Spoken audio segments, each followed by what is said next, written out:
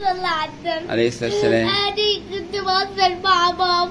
انا ما ضربتكيش على فكرة، حد يهزر مع عمه ويشتمها؟ والله بهزر معاها والصبح وانا كنت صاحية روقت لها الشقة كلها. انت روقت الشقة؟ اقسم بالله. انت بتروقي الشقة؟ وبروح اجيب لها العيش وبروح اما الاقي حاجة في الحوض اغسلها. انا بعمل كل حاجة. طيب وانا ضربتك؟ بس انت بتقعد تضربني عصايتك جنب. انا ضربتك دلوقتي؟ لا بس انت كنت هتضربني عشان عصايتك جنب. لا والله ولا ضربت ولا حاجة. انا ضربتك يا همسة؟ لا بس انا الاتصال جالي من عمو السيد وقال لي الكلمة الوحشة دي.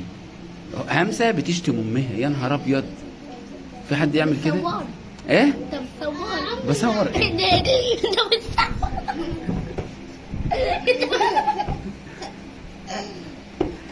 انا عادل يا بنت، انت خلصت الاول اللي في الكتاب؟ طب خلصي.